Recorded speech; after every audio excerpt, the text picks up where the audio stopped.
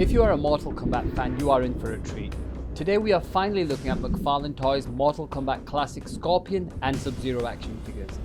We'll take a close look at the packaging, designs and articulation, bring in some other Mortal Kombat figures to compare with, and then finally do some content creation work. So let's dive in.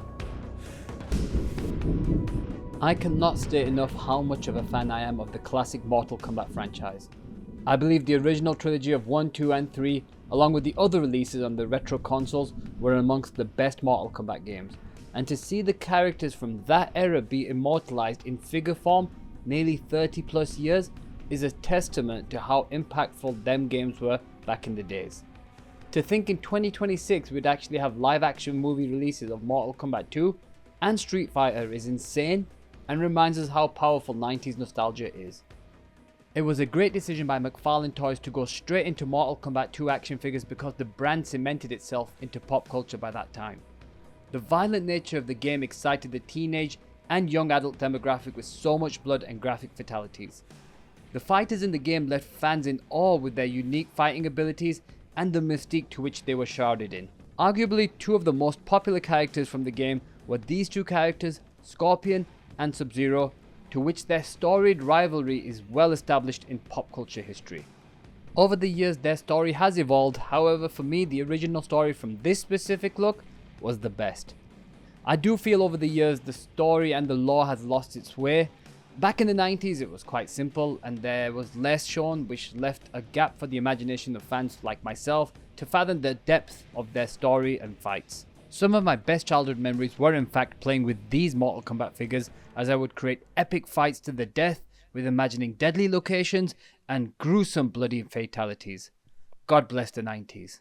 For me the simplicity really added more to the characters, which is represented here really well with these figures. I know McFarlane Toys has been given a lot of stick about the things they've not done right, including the pricing. However, they don't get enough credit for the things that they have done well, one of which starts with the packaging design. Starting from the top we have the Mortal Kombat Classic logo giving the old school vibe, especially with that colour palette. We have the symmetrical dragons underlying the title, giving that double dragons 90 vibe. Below the plastic display window we've got the respective names of the characters with the pixelation, which looks very similar to the name displays on the health bars from the in-game screens, which is quite clever. The arcade control pad display again is a very cool inclusion to capture that nostalgia of the 90s era. However, I can't help but feel the execution could have been a bit better. It does seem like something that was done without much effort or without any real thought. The side panels have a lightning strike, which is quite cool. Back of the box looks great. We see the figures have 22 moving parts, which is impressive. They fittingly added the display and image right from the game, which is awesome to see. They even added the bio for each character's word for word from the game. For Scorpion it reads, "The Hellspawn Spectre rises from the pits."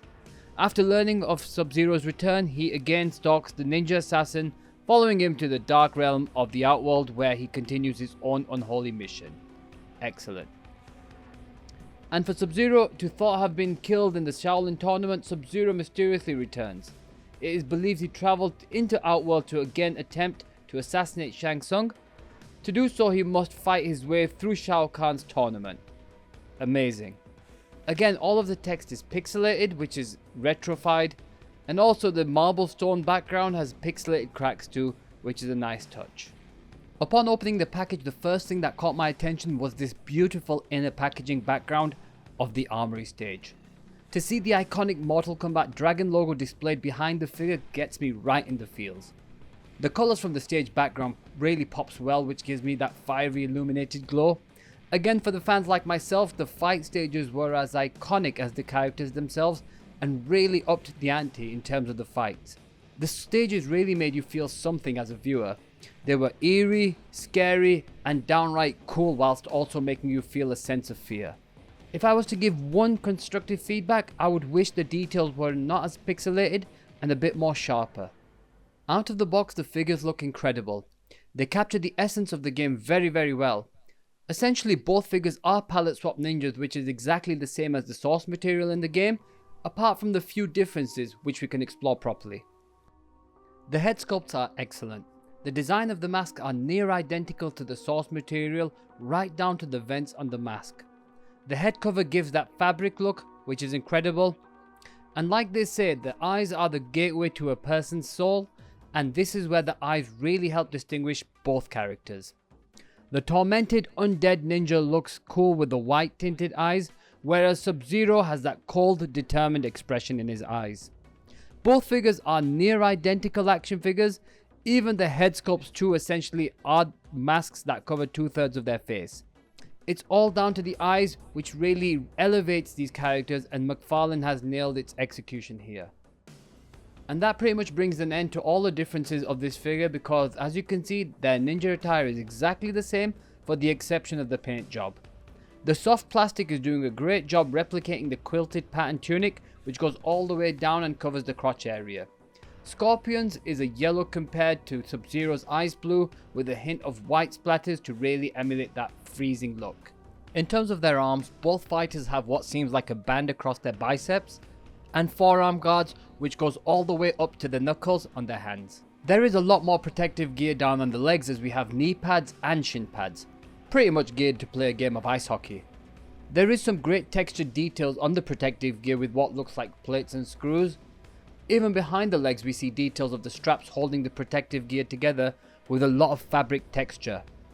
We can see the creases and the folds on the bottoms leaning over the straps, which is a really nice touch of details. Now this is where things do get a bit disappointing, and that's the accessories. Both action figures come with a display stand, which is just a basic piece of plastic. Scorpion comes with a spear accessory, which is a bendy wire, which is fitting for his iconic spear move. However, that's as far as it goes. We get no interchangeable hands, no alternate heads, no accessories. Just a spear. For a $30 action figure, that is quite disappointing. We have been looking at the Mattel DC Core line action figures, and though they only bring a basic range of articulation, they bring in a skew of accessories, and they're priced at $13. That's less than half the price of these Mortal Kombat action figures. And yes, I get it. It's not a straightforward comparison because we are getting some really cool details and articulations with these Mortal Kombat action figures, but still. Mattel WWE Ultimates can often start from $30, and they're probably a fairer comparison in terms of the quality of figures and range of accessories that really packs in value for fans. Considering how McFarlane are pumping out palette swap ninjas that don't really require new tooling, there should be more consideration for either pricing or giving fans more accessories with these Mortal Kombat figures.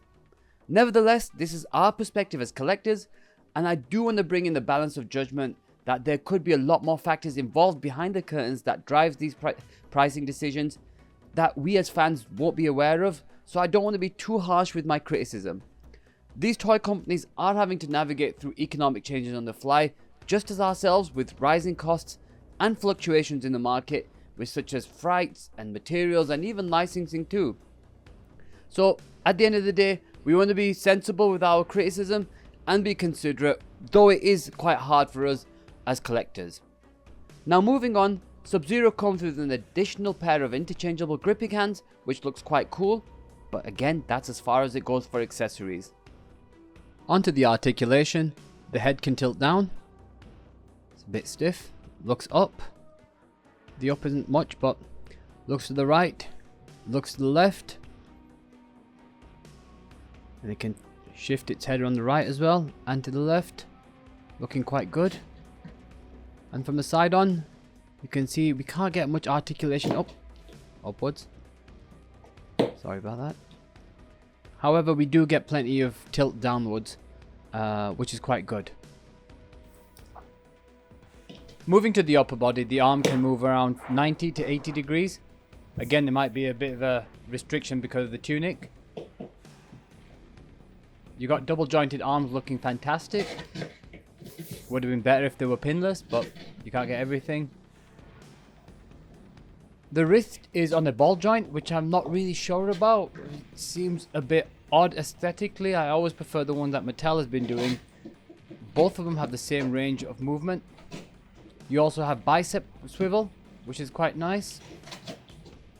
And if you see on the main body, we can see the articulation is on the torso, and there is rotation on the waist, but it is quite restricted due to the tunic again, but it still pulls out great range of movement. Onto the legs. And we can see the leg can extend to the side more than 90 degrees. And it looks phenomenal, especially to the front. Nice stretch of the legs.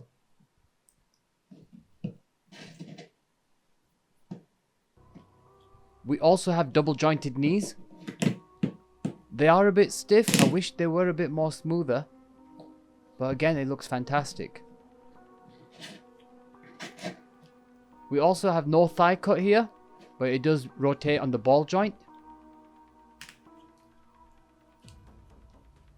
We do have toe articulation, which is looking good. As well as really good ankle articulation as well. And overall, very impressive articulation. And as you can see, Scorpion can pull off a flawless split to tee off this articulation part of the video. And just before we move on to the last part of our video, I want to do a quick comparison with Storm Collectibles Scorpion. I can probably speak for most collectors here when I say that Storm's Collectibles Mortal Kombat action figures have a very special place in our hearts. We are still basically recovering from Storm losing the license and still coming to terms with it. Nevertheless, how does McFarlane Scorpion fare with our beloved Storm Scorpion? Well, from the go, McFarlane stands at 7 inches to Storm's 6.5 inches. There are a few notable differences I want to highlight, like I am opening my Storm Collectible Scorpion after a long time, and I got to say that McFarlane may have its number in a few ways. Firstly, McFarlane's has better proportion in terms of its size of limbs. He seems more in line with how the game character actually looks. I may say he's slightly thinner, but that could just be my eyes. Storm Scorpion looks more bulkier, more square, which is now what I seems less like with the source material. He's definitely got the same tanning routine as Hulk Hogan, which I definitely feel is not accurate. The head sculpt by McFarlane definitely seems more accurate to the game. Not that I don't mind the Storm head sculpt, it's certainly got its own unique take, which is what some toy companies often do as they take an element of creative liberty. There is a hint of orange to McFarlane's Scorpion tunic compared to the stronger yellow tone of Storm's. In all honesty, it's a small difference, but I would probably side with McFarlane's here too. I definitely prefer the tunic execution by McFarlane as it looks less blocky and has that subtle curvature compared to Storm's very straight sides, which doesn't really look good. You have to remember Storm Scorpion was first released 2017. That's nearly 9 years difference between both figures, so of course McFarlane has that advantage. It would also not be fair to compare the initial prices of both releases, as there's such a difference in time and inflation as well. I will want to pick up on this comparison in more detail, but it will probably be in another video, as I do want to review the Storm Collectible Mortal Kombat action figures some point down the road. Now comes my favourite part, and that is to create some cool content with these two action figures, and sometimes it doesn't take that long to get an idea. Given the armory stage design in the inner packaging, I wanted to recreate that fight stage for these two fighters. If you look online, you can manage to find some image sprites of the original Mortal Kombat characters and stages from where I was able to download some of the armory sprites from. So, where do I begin? Well, the armory is a dimly lit fiery stage where weapons are being made, so I wanted to capture the right lighting for that. I didn't want to completely recreate the armory and was happy to use the diorama base, as it was pretty much the same as from the game itself. I set up my composition of both action figures in a ready to fight stance and did a slow camera slide in. I used Lume Cube's fire setting to get that fiery glow, backlight that onto the characters, and used green screen this time rather than relying on After Effects rotoscoping. Onto the computer I first downloaded the sprites and then cleaned them up on Photoshop so that they could be used in After Effects. Inside After Effects, I began with getting a good camera track and then find good location markers on the footage. I keyed out the green screen, which worked splendid as ever, and masked out the garbage footage around the action figures.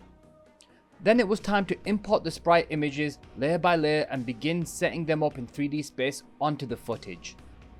I had to do a small amount of rotoscoping to weave in some of the layers onto the ground and behind the feet of the action figures, which is quite important to integrate everything together. This process is really time consuming, but so much fun and really engulfs you in so many creative ideas. As everything was coming together, I used lights in After Effects to light specific parts of the background, and also added a wriggle effects to the light amount to give that fiery effect. I also added subtle shadows on the footage layers from the sprite layers to again help integrate the sprites and the footage together. And there you have it. I hope you enjoyed this video, and I will be covering more McFarlane Mortal Kombat Classic figures over the coming weeks, so do consider subscribing to the channel. Until then, I'll catch you in the next one.